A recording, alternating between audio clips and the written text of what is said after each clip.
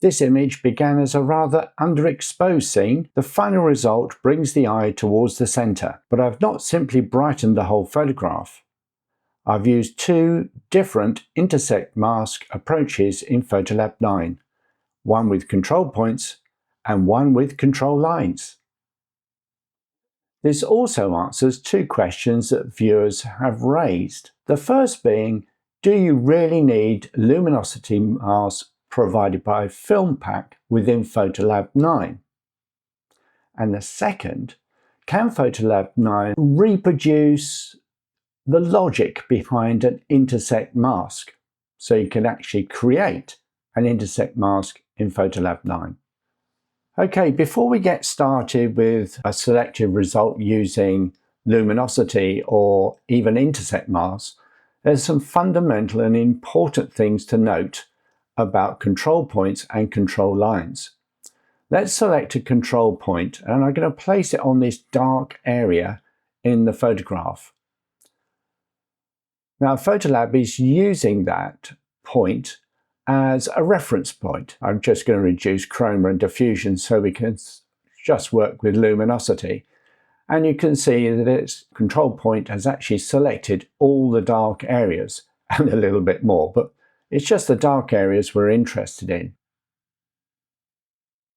Now if I lift the Luma right up from 50 to 100, it's actually referencing that point and adding all of those pixels with a luminosity close to that point. And when I reduce Luma down to 0, it's not even using that reference point. So it's selecting everything within the boundary of the control point. So in that way, we can choose different areas.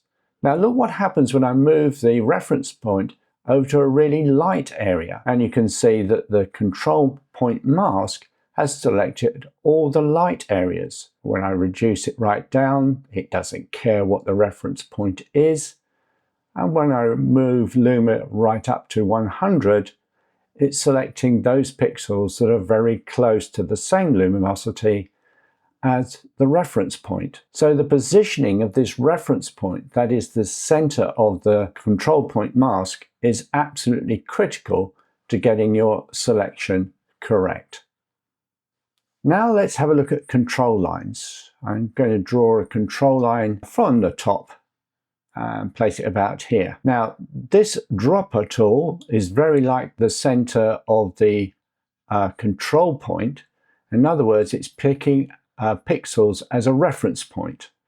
Let's reduce chroma, and what we can do is adjust the luminosity or Luma, and if I reduce it down to 0, like the control point at 0, it selects everything. If I move it up to 100, it selects all those pixels close to the reference point, just like the control point, except we're using that dropper tool. Now let's move the dropper tool to a different position, and we'll select the light area again and see what happens with the mask. Here it is once again, selecting all those pixels relatively close to the dropper. Okay, so where in a control point the reference point is at the center with a control line, it's the dropper tool that chooses the reference point. So the main takeaway, of course, is that the reference point in both a control point and a control line is absolutely critical to making sure you select the correct pixels. So if you ever notice that, oh crikey, I'm not able to select the pixels that I want, just check that you've got your reference point in the right place. Now let's have a look at this particular image again. What I'm trying to do now with my editing is to lighten the center of the image to help draw the eye into the island, which is, as you probably noticed, is St Michael's Mount in Cornwall. But I also wanted to have a broader lightening of the whole island. So by doing that, the eye gets drawn from the outside into the center of the image.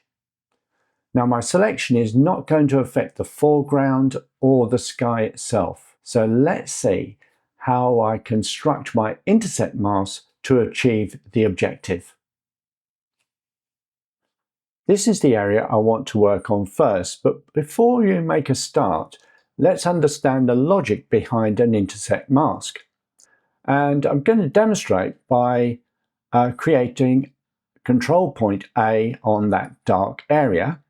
I'm going to create a second control point B, that overlaps in the middle, covering the area that I want to adjust.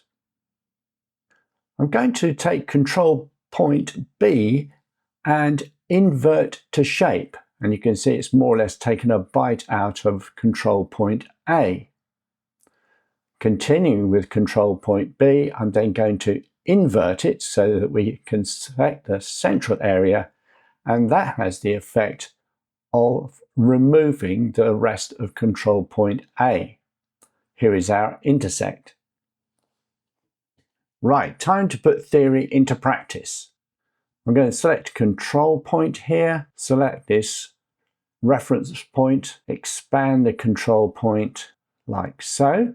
Just going to adjust chroma right down, so we're just dealing with some luminosity.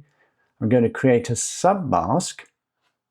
Don't make the mistake of just clicking another control point. It's absolutely vital that you create a submask first and then a control point.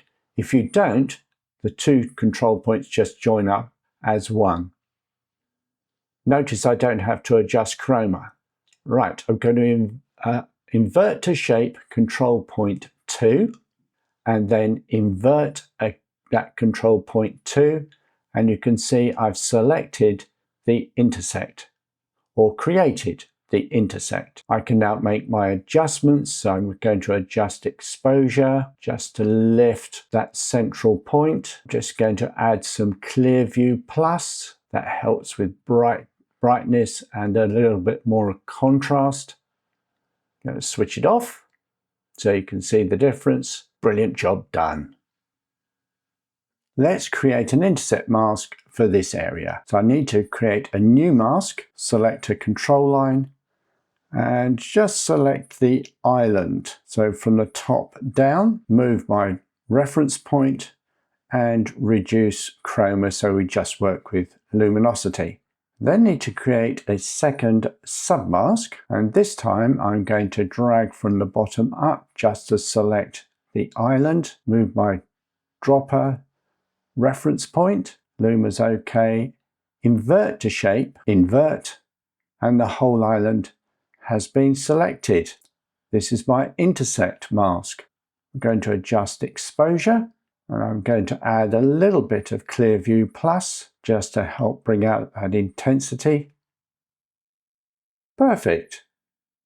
Without any masks and with masks. So yes, you do not need luminosity masks supplied by FilmPack. If you didn't have FilmPack, you can still select luminosity.